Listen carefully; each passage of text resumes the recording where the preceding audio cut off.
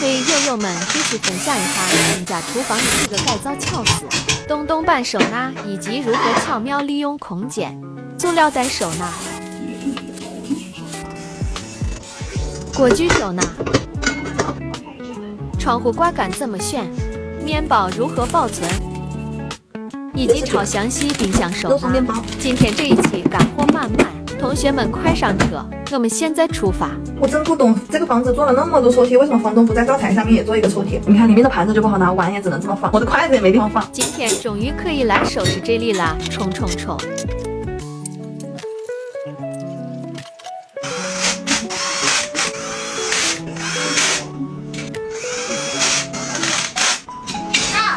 不手啦，你戴手套也好。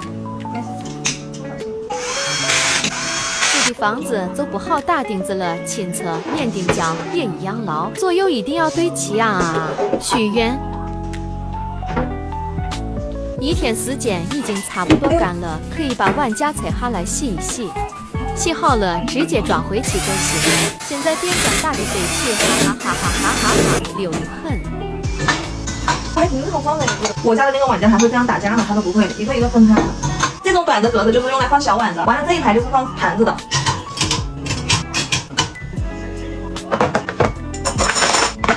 还有一个这样的小配件是卡在这上面的，但我感觉它这样滑过来的话会不会卡住？我就把它装在这里。硬是刚刚好。这种勺子、小叉子，右边这一块就固定了，只放筷子、勺子，下面的空间我就牺牲不用了。总之，反正我的碗现在也就只有这么一点，以后等我碗多了再灵活变动嘛。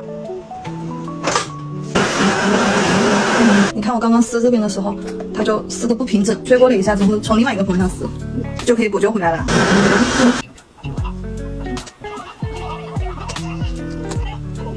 这种大号的深碗就放在第二层，这些都是洗干净了的，放在这里，反正也是装食物的。这还有一个架子是放杯子的。我这后面有一个燃气管道，我算了尺寸刚刚好，再长一点就不行了。今天就跟我一起把这个冰箱填满吧。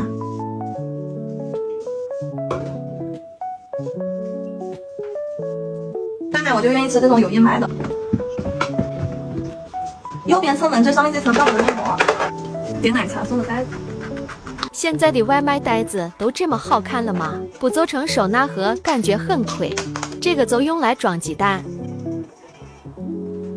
怎么会有这么刚好的盒子？如果你也想把鸡蛋放在冰箱侧门的话，你最好也用一个这种铝膜的袋子，要不然那个鸡蛋在柜门上一直磕来磕去的，容易碎。我的芝士片也是拿这个密封袋包着的，你吃三明治的时候拿一片和那个鸡排夹在一起，特别好吃。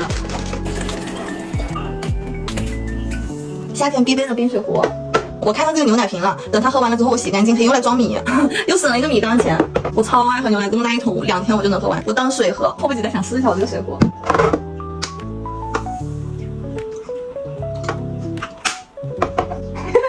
好好玩。早上要喝牛奶也可以直接就在这里倒了，杯子放在这。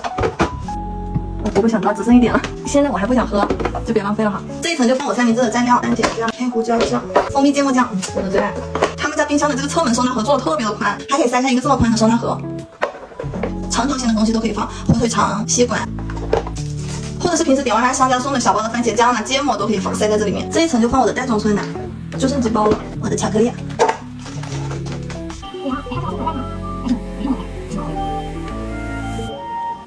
哇，你看我这瓶口。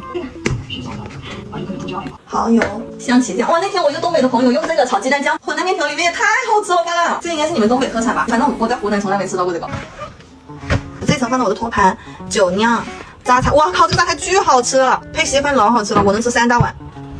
老干妈、麻酱，我没有麻酱活不下去。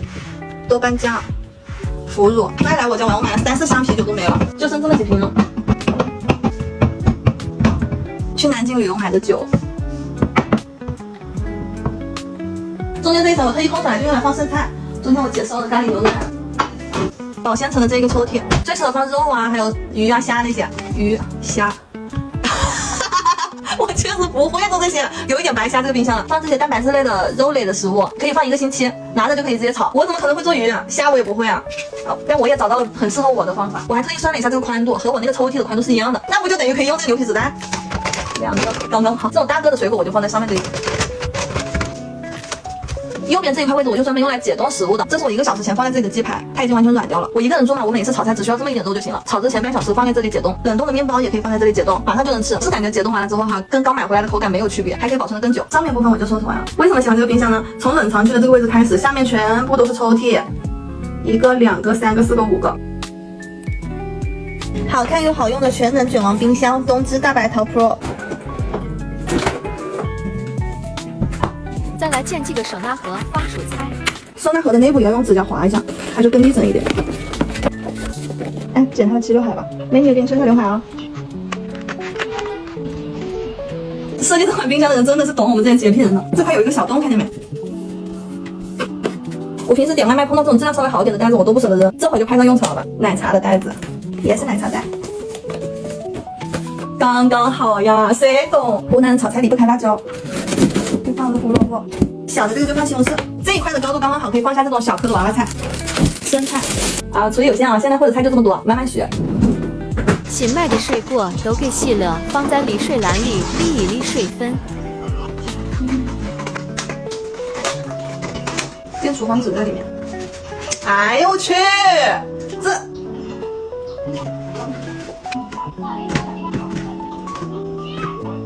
这葡萄我就不洗了，到时候吃多少减多少，吃的时候再洗就行。这个扁的是刚刚装葡萄的那个包装盒的盖子，我感觉装蓝莓刚刚好。这些水果洗完了之后，就可以用这种包生菜的保鲜膜给它套起来，保存更久，因为它没有盖子嘛。啊，你们要是有那种带盖子的收纳盒，那当然最好。我这个是盖板的，好方便，还不用洗，到嘴里就是冰的。我很讨厌那种就是冰箱里的水果拿出来洗一下，它又不冰了，我就很难受。水箱里灌纯净水，快速制冰模式1小时做出冰块，做好的咖啡加冰。冷冻的玉米粒，还有这个青豆，我妈妈教我炒在米饭里吃的。然后这些都是速冻早餐包子啦，烧麦，全都是速冻食品，馒头，老面馒头。这个我吃了几个了，没有我们老家的好吃。等过2天回去，我从老家带馒头来。不会做饭的人特别爱吃的食物就是火锅，所以我有好多火锅丸子，芝士年糕、蛋饺、白牛卷。这个牌子的龙虾球是我吃过最好吃的。昨天我们吃火锅了，还剩一点对吧？你看，这不完了，拿一个密封袋包起来，我一会儿能放一起没关系。别浪费，冷冻起来还是可以煎着吃的，我都给装在一起了。我今天早上洗好的葱已经沥干了，拿出来切掉。处理好了这些配料之后，你炒菜就会变得特别方便，拿起来就能用，你不用每一次炒菜都去洗啊切啊，就很麻烦。这个收纳盒里面是有沥水网的，装这些葱啊，它就不会坏。而且它的盖子特别软，密封性很好。你们买收纳盒别买那种硬盖子的。多散一点，等了一会儿它就干了。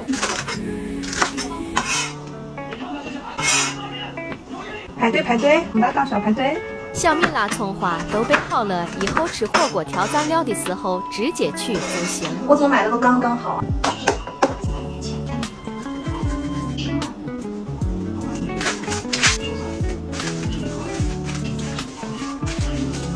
装在密封袋里面，炒菜的时候就拿一个出来。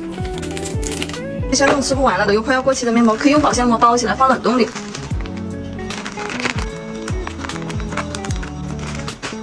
没吃完的瑞士卷也可以用保鲜膜包。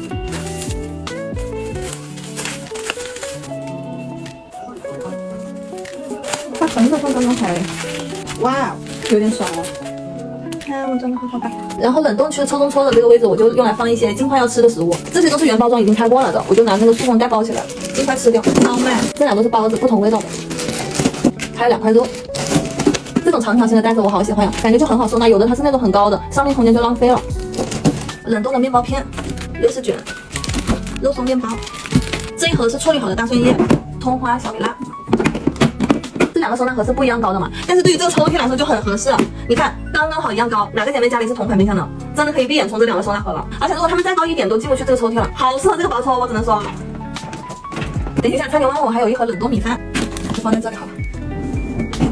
哪里会想出门？我家里那么多好吃的，全是零食啊，冰淇淋。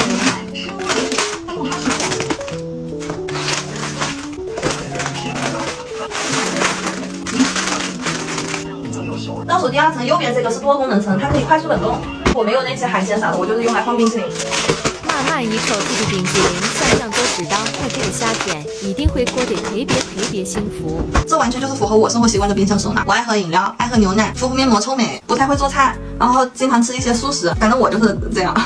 冷藏区的这个层板是可以拆下来的，这么高的空间可以放大西瓜。冬瓜你都能放得进，或者是这么高的牛奶也可以放得下。中间这一层它是既可以做冷冻，也可以做冷藏。它这里有果蔬保鲜、零度保鲜、软冷冻和冷冻。我一般都是做冷藏用。上一层是低湿空间，就放水果；下一层高湿呢，就放蔬菜。它跟我这个橱柜真的是严丝合缝，左右前后，你看，再大一点都不行了。但就算是贴墙上或者是塞在柜子里面，都不影响它散热。窗户两边贴着这两个小东西叫法兰底座，两边各贴一个，用来固定杆子。这个是我定制的空心不锈钢环。直接搭在上面就行，不锈钢就比那种塑料的伸缩杆质量好得多。你看我这么大的镜，它都不太往上弯，因为它是往上开口的设计，你平时要取下来也很容易。比如说我要掏这个 S 挂钩进去，这样就可以了。这个法兰底座我买的是5块钱，这个17块，22块钱怎么不行啊？和伸缩杆的价格也差不多。这一块位置里面应该是燃气管道，你看一直通上去的。房东为了遮丑就在这里做了洞洞板，好聪明啊！居然被我发现了这种通用型的，因为它就是这样可以调节的，不管是哪一款洞洞板都可以塞得进。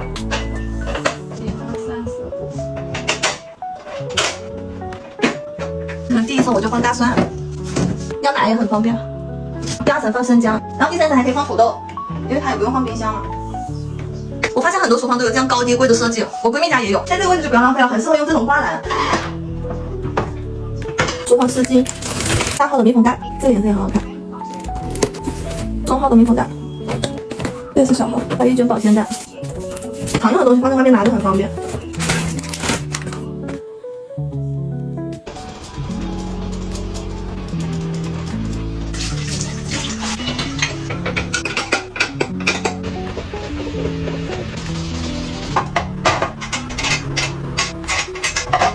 粉色的碟子我真的买的好，我买了2种尺寸的背心式塑料袋，用这个松紧带就可以把它固定在柜门上，又要用到这种小挂钩，使用的场景特别多。这一包才2块钱吧。松紧带我买的最细的，只有3毫米，它就可以穿进去，打一个结。这个尽量扯紧一点，不要太松了。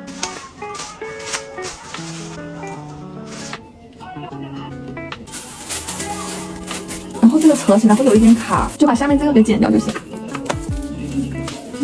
我厨房挂的这个垃圾桶是小号的，它就配这个垃圾袋刚刚好，用的时候抽一张出来。我照着尺寸买的，刚刚好。买垃圾桶的时候上面不都有标尺寸吗？你把这个尺寸发给卖垃圾袋的老板，他就会告诉你买哪一个码的垃圾袋了。比划一下调料栏位置。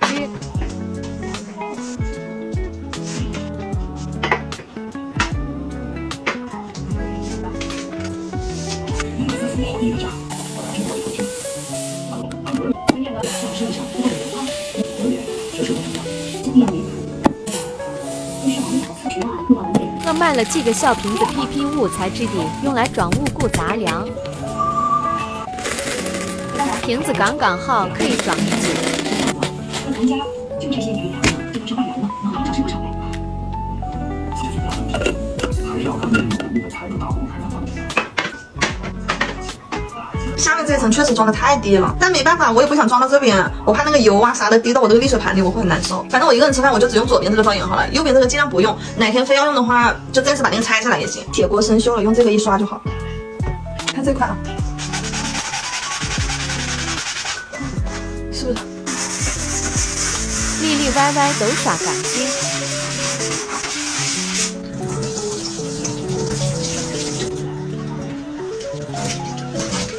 看看是不是刷得很干净？水槽下面这个柜子是长条形的，一直到那边都有，而且它很窄，我感觉放锅就很合适。中间这一块卡一个，你这个架子不够的话，用扎带也可以，先放最大的锅，这么它就能立起来了。有锅盖的就把锅盖反过来扣在这上面。不行，这个架子我有用，我还是用扎带吧。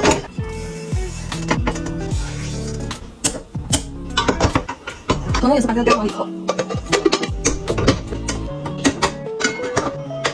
左边这块还有空间，把我的火锅放在这里。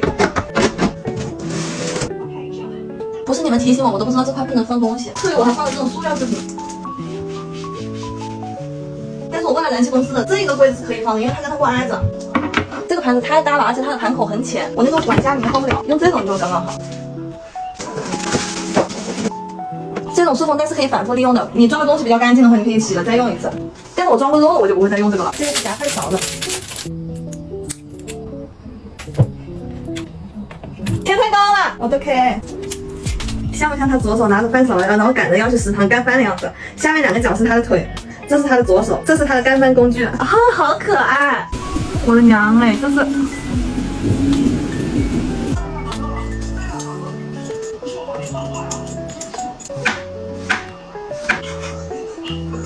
哎，3个，我天呐！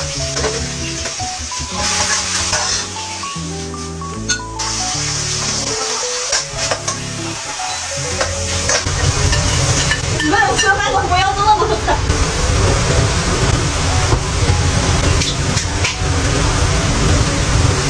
好好玩嘛！哇，好赞！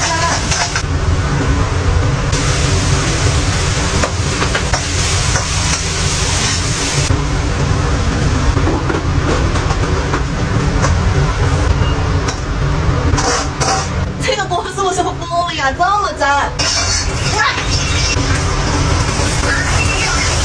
我就喜欢吃这种油很多的蛋，而且它要大块一点的。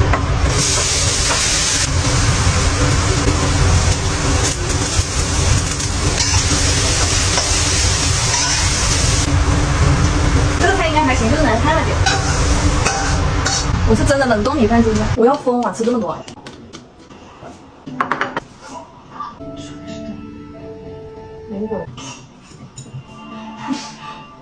好咸，我的妈！还好煮的饭给我做饭。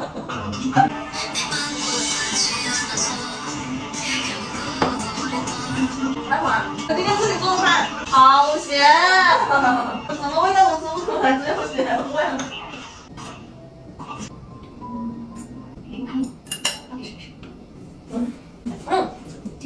我为什么今天一定要做菜？我买了这本书。拜拜了，哈奇见哦！谢谢你们今天陪我改造厨房。